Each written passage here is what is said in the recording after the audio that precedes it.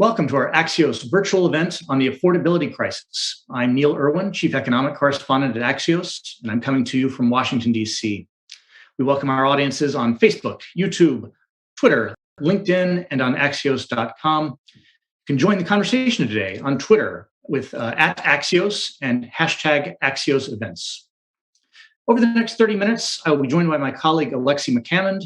We will explore the origins and impacts of the rising cost of living and what policies and initiatives could help turn the tide. Our first guest today is Heather Boushey. She's a member of the White House Council of Economic Advisors. Heather, great to see you. Great to see you, Neil. Happy to be here today. Thanks. So Heather, we hear from people you talk to on the street, you see it in the polling data. People are fed up with high prices, with the cost of living. It applies to food, it applies to energy, gasoline prices, rent, housing prices, healthcare, daycare, elder care, a lot of other things. People are having a hard time getting by even when wages are rising like they have been in the last year or so. So to start out, how do you and your colleagues at the White House diagnose the underlying problem here? Well, it's such an important question, right? Being able to afford the basics of life, that's core to, achieving the American dream. So we approach it from a few different angles. I mean, first of all, the president came into office with the goal, first and foremost, of wrapping our hands around the pandemic, getting America through that, and making sure that the job market recovered. And getting people into jobs is core to being able to allow them to afford that basic standard of living. So we're very excited that we've seen the economy add 7.4 million jobs since the president took office. The unemployment rate ticked back down to 3.8%. So that's the first thing. But of course, especially after 2 years almost of this historic pandemic, there have been challenges up and down the supply chain, and not just for the United States, but globally. And that has led in large part to the price increases that we've seen across the economy. So the president has made it a priority to focus on what the administration could do to unlock America's supply chains, get those kinks out, get things running again. That's been a core part of the strategy. Another part of the strategy is to make sure that markets are competitive. That is, when you go into a store, you're getting a fair price for the goods and services that you're buying. And then the third thing is that even though we have these challenges right now with prices, in large part due to the pandemic and how that's fed its way through the economy, there are also these long-standing issues of affordability. So you mentioned childcare and healthcare and housing. These aren't issues that just bubbled up during the pandemic. These are long-standing challenges for American families. And the president has been very clear that he has plans that can reduce those costs for families, because that's important to family economic well-being, while making sure, especially in the areas like access to childcare, making sure that those workers that produce that service get paid well, and lowering the cost for families at the same time. So we'll come back to those longer term issues that you're describing. But first, something a little more topical and on the news. With the war in Ukraine, we've seen a rapid rise in commodity prices the last few days and weeks. Inevitably, that's going to flow through to consumer prices, especially for energy, some food, some other things. Is there anything that can be done with the policy, at the policy level, to mitigate that pain? And how much further do you expect prices to rise as these commodity price swings get priced in? Well, everyone here at the White House and the president has been focused on this question like a laser in recent weeks. And the president, has just announced that one of the steps that we're taking is to release 60 million barrels of oil along with our allies to help, create a little bit of room in oil markets. That's one thing that we can do as a part of a long list of things. But here's the thing. Russia has invaded another country, and the world has come together and said that's unacceptable. And so there are consequences. The administration is doing everything that we can, and the president has been focused on making sure that the implications for American consumers are limited to the extent that they can be. But Russia is an important oil and gas producer. The good news is that the United States does produce. We are also a significant producer of oil and gas, and we have the capacity to meet our own fossil fuel needs. But here's the thing: so long as we are dependent on fossil fuels, we will be subject to these global volatile prices that you see in fossil fuel prices, just like we are right now. So one of the most important things that the president continues to focus on is transitioning our economy over to clean energy. Even as we, in the short term, deal with these price changes, we have to make sure that we get that kind of clean energy independence, because that's going to create real economic security for families in the decades to come. The president, in a speech he gave recently, talked about how moving to clean energy would save families $500 a year. That's real money in people's pockets.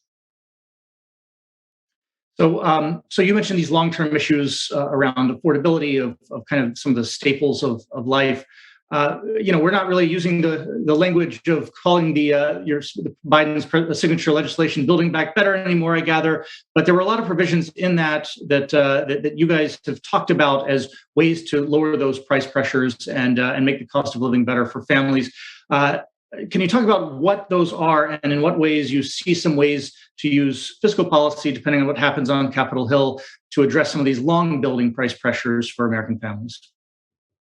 Certainly. Addressing price pressures has been core to the president's agenda from the campaign on forward. So a few things, right? So in the area of clean energy, just to continue where we were, the president has a fulsome agenda to help make those investments and to make them affordable for American families. He recently met with leaders from the utility sector who pointed out that the president's plan to create tax incentives that made it cheaper for them to move to clean energy and would make it cheaper for consumers would go a long way towards cutting costs for the American consumer. So there's a robust agenda to lower costs for families through making those investments in clean energy, helping us make that transition. And then, of course, in terms of some of the other bread and butter, day in and day out issues facing families, we saw importantly over the course of the pandemic just how important access to affordable and enriching childcare is for families across the country. So the president's plan would be that families wouldn't have to spend more than 7% on childcare, all the way up to cover most families with children. That would make a real difference. There's so many families in the United States today who are paying more than that for childcare, and quite frankly, it's just unaffordable. The president also has focused on making it possible for families to afford the care they need for their aging or disabled loved ones, through reducing the costs that families have to pay for home health care assistance. So these are just a handful of the ways that the president is focused on reducing costs for families. There's a number of others, lowering the cost of prescription drugs among them, but his agenda was focused on making sure that we recovered from this pandemic, created those jobs so that families had that income, and then making sure that the things that they are buying are affordable. Let me add just one more piece to this. One of the things that the administration can do on their own is to really make sure that we're focused on making sure that American marketplaces are competitive. So the president made an announcement a few months ago with 72 different actions that agencies all across government could take to make sure that markets work as advertised, make sure that those goods and services that we buy are at a fair price. So folks have been working hard on that as well. And all of these pieces together make sure that families have the income they need and that things are affordable.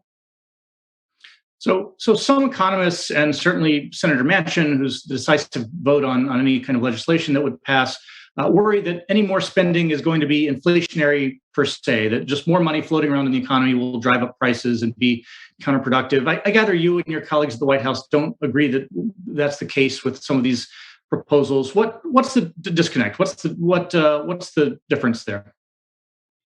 Well, I think the first thing is that in large part, the president's agenda at this point is about making those long-term investments in our economy that'll help lower costs over time and improve productivity. Those investments that we want to make in clean energy, that's going to improve the productive capacity in the United States. It's going to create jobs all across the country, and it'll lower consumer prices. But that's not going to happen overnight. These are long-term investments. So a lot of times when government spends during an economic downturn, it's stimulus. It's money that's aimed to go out there as quickly as possible to boost demand. That's not what this package is about.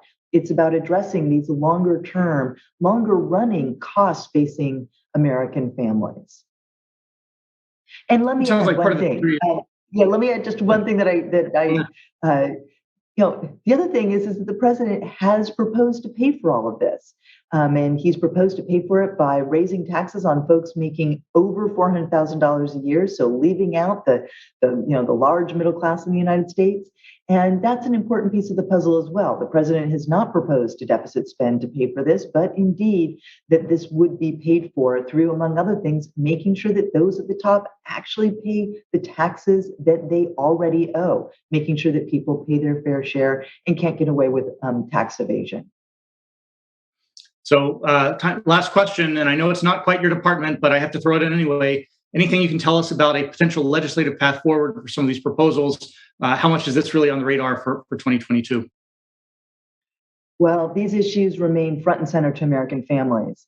We continue to see the challenges that families have affording childcare and prescription drugs and the like. And I think this crisis in the Ukraine has really underscored the way that our dependence on fossil fuels makes our whole economy, subject to the whims of another country. And so I think that this only underscores the urgency and importance of the president's agenda, both in terms of addressing the short-term needs and the long-term costs facing families. Thank you so much. Our time is up with Heather Boushey, a member of the White House Council of Economic Advisors. Heather, thanks so much. Thank you. And next, we have a View from the Top segment with Chris Freites.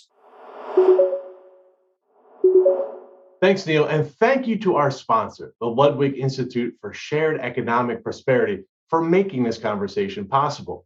And joining me now from Washington, D.C. is the former comptroller of the currency and the chair of the Ludwig Institute for Shared Economic Prosperity, Gene Ludwig. Gene, welcome to Axios. Chris, very much.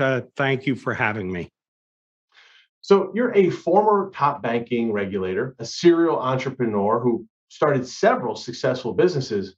What led you to become so concerned about the economic well-being of middle and low-income Americans that you founded an entire institute devoted to helping them?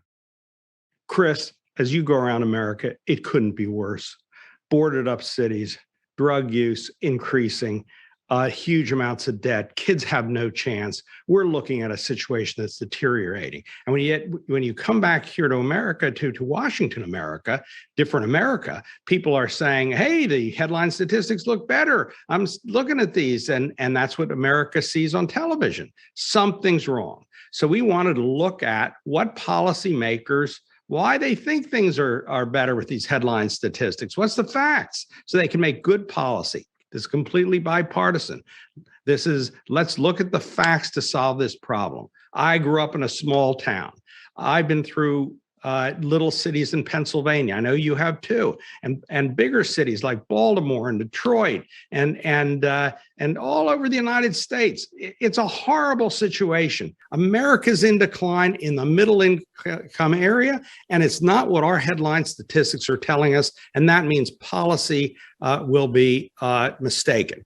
In that regard, we've already done and proved that is in fact true with our true unemployment rate, our wage analysis. We've got the best economists. We've got a marvelous website. I encourage you to look at the website where there are detailed numbers. We've run these numbers by some of America's greatest economists, and I think we've got a real problem here. And I want to turn to that because I think that is something that we're engaged in Washington quite a bit. And Washington policymakers very worried about the rising cost of inflation and what that means for middle-class families. It's likely, in fact, to be a central issue in November's midterm elections. But do you think that policymakers should have been more concerned about affordability sooner? Chris, you've got it just right. This is the flavor of the hour. It's not unimportant. But the fact of the matter is that the true living cost has been going up for low and moderate income Americans for the last 20 years. Last year, it looked like CPI wasn't moving at all. And that's been true for about 10 years. But in fact, the true living cost for our fellow citizens has been going up materially for the last 20 years. Now, let me give you an example. Housing costs have increased 149%. That's nearly 3 times the 54% that the CPI would suggest. Minimum adequate needs for healthcare is up 157%. where the CPI suggests it's only up 90%. And the true living costs show us that meeting minimal adequate needs for basic technology, phone, internet, connectivity, which we need for school now, and we need to just do our jobs, up 112%. But supposedly under CPI, things have been down 7%. It's crazy. This is really a dreadful situation. Yeah, Gene, I want to talk to you about that because for folks who maybe aren't all that familiar, they might not know that the Ludwig Institute produces a lot of original economic research. And you kind of hit on that in your last answer, where you were talking about the differences between what we see in those official statistics and what we see from the Institute. So how exactly does the Ludwig Institute's research diverge from, say, the Consumer Price Index? What does that suggest, and why is it important? Well, the Consumer Price Index is a big basket. There's a lot of value there, but it includes luxury goods and a lot of goods that middle and low income Americans don't even dream of having. And accordingly, it's not focused on the needs of low and moderate income Americans. And that means we really don't understand half of our population well enough. Let me give you an example. If you're a teacher and you're married to an ambulance driver in Albuquerque, New Mexico, and this is a real example, real numbers, what do we find? They're above the median household number, which is 67,500 numbers. So they're making more money than the median. But in fact, they cannot do the minimum without taking a $3,000 loan out every year. That is, they can't even go to McDonald's. They can't even go out and go to a movie, let alone put away money for education or retirement. And still they can't meet their minimum needs. And they're fulfilling major, important American jobs in ambulance driving and teaching. This is a pitiable situation. And we are not going to allow this just to go unanswered. We're looking at the statistics hard now. We have fabulous people looking at them. We've talked to economists all over the United States to verify them. We're then going to go out around America. We're going to talk to real Americans. What do they think they need to improve their lives? We'll be then talking to business leaders, to academics, and other Americans to try to figure out, okay, now what do we do? Because this is a huge national issue. If we don't solve it, our society is going to come apart. People can't live this way for long. And as I say, this has been deteriorating. And the website shows that. Our website has a really cool thing over the 20 years. It shows the decline in real time. Right. So I encourage people to look at it. In any case, we're trying. It's all you can do. We care about it. I'm committed to try to solve this as long as I'm kicking, and so is our team. And there'll be more to report. All right. Gene Ludwig is the chair of the Ludwig Institute for Shared Economic Prosperity. Gene, thank you so much for joining Axios. Thank you, Chris. And now over to Alexi McCammond. Hi there. I'm Alexi McCammond, a national political reporter for Axios. Our final guest is the former Secretary of the United States Department of Labor and currently the Professor of Public Policy at the University of California, Berkeley, Professor Robert Reich, joining us, of course, from Berkeley, California. Hello, Professor Reich. Good to see you. Hi, Alexi. Thanks for having me on. Well, thank you so much for being here. You know, not that many years ago, when we talked about the so-called affordability crisis, I think many people thought that that was mostly a housing issue. Now, of course, when we talk about an affordability crisis, we're talking about everything from housing to childcare to energy to everyday goods. In your estimation, is the current affordability crisis getting worse, and is it simply too big to fix? Well, number one, it is getting worse, and number two, it is not too big to fix. But it has many different sources, and there are many different problems that are wound up connected with the affordability crisis. And, you know, the affordability crisis is, of course, something that lends itself well to policies and legislation being able to help fix that. But from where you sit, and given the scale of the crisis, are the best policy solutions emerging at the state, local, or federal levels? And which would you say is best positioned to address a crisis of this scale? Well, if our federal government, particularly our Congress, were working, I would say that would be the place to put all the pressure we possibly can. But obviously, we have gridlock in Congress right now, and that's particularly the true of the Senate. So, state solutions are definitely welcome and need to occur. Local solutions and local governments have part of the answer as well. There's obviously been an emerging discussion around potential solutions coming from both sides of the aisle, different factions within each party. One recent discussion around this issue is whether we should continue to subsidize costs or increase supply. So, what's better in your estimation for addressing rising costs? Should we subsidize or increase the supply? We'd need to do both. Underlying all of this is the fact that for the last 40 years, the median wage in the United States has, if you adjust for inflation, gone absolutely nowhere. Half of America has not seen a raise. And so some of the problem and therefore some of the solution has to do with making sure that the bottom half gets simply better wages, and also with that comes better working conditions.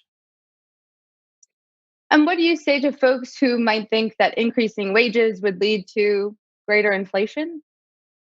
Well, the fact of the matter is that there is no wage price inflation at all. I mean, workers have no power.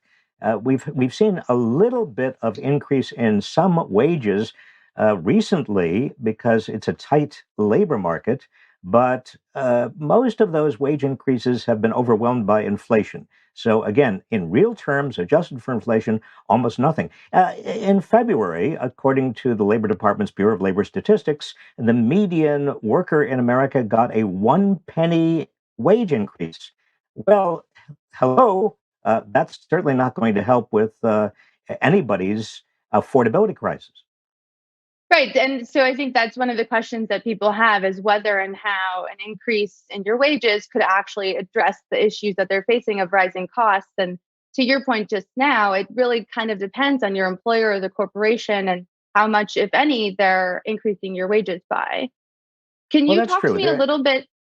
Oh, sorry, please. Well, there are public policies that affect wages. I mean, for example, the ease by which workers can form unions. Uh, 60 years ago, 50 years ago, over a third of private sector workers were in unions. Today, it's 6%. That's almost nothing in terms of the actual power of workers to get wage increases. Similarly, with regard to minimum wage, minimum wage has not been raised in years. It's much lower than it used to be, adjusted for inflation. In fact, if we adjusted the minimum wage for inflation, the minimum wage we had in 1968, the minimum wage today would be about $18 an hour. Something I'm sure many people would welcome. I know something you write a lot about, Professor, for your Substack newsletter is this idea of corporate concentration and how corporations are playing a role and maybe not always getting, the attention that they deserve for the role that they're playing in the numbers and inflation that we're seeing. Can you talk to me a little bit more about that and help folks understand how you see corporations are responsible and maybe one thing they could do besides wage increases that could actually help? The major driver of inflation clearly is the pandemic. That is, for 2 years now, consumers have not been able to buy all of the goods they wanted, and there is a huge pent-up demand. As a result, the demand exceeds supply. It's been very difficult for producers in the United States and elsewhere around the world to crank up supply fast enough. That means supply bottlenecks, which are driving up prices. That's the fundamental problem. And we're not going to overcome that immediately, but I think we will as the pandemic winds down and as consumers shift more and more of their purchases to services and away from goods. We will see some of the pressure being relieved. But here's the big problem that I've referred to. You've got many big corporations in America who have great pricing power. over their markets.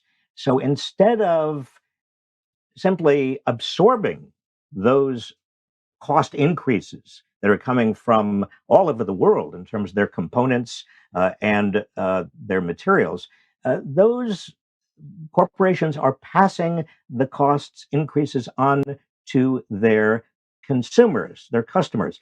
If they faced real competition, they would not be doing this. But because they are very profitable and also face very little competition, they feel free to basically add to inflation. In fact, some of them are using inflation as a pretext for raising prices even faster than inflation. That is a problem. It's a deep structural problem in the economy. How do we deal with it? Well, over the long term, antitrust enforcement. There's simply too much pricing power, too much power in terms of market power in a lot of big corporations. The other thing we could do with regard to energy, for example, is a windfall profits tax. I mean, a lot of energy companies have taken advantage of the demand for energy and the scarcity, particularly with Ukraine and the crisis in Ukraine. Well, they shouldn't be doing that. And a windfall profits tax, I think, is designed for exactly that kind of circumstance. I want to talk to you quickly about something I know a lot of people have been hearing and reading about. It's what is referred to right now as the Great Resignation. Is there an argument to be made that that won't have a negative impact on the economy moving forward?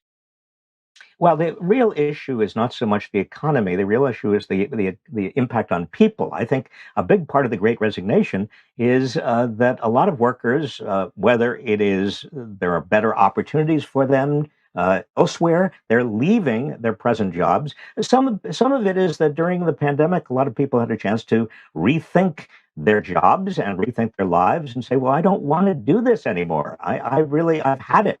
And that's not a bad thing. I think from the standpoint of a lot of people, that may be very, very good.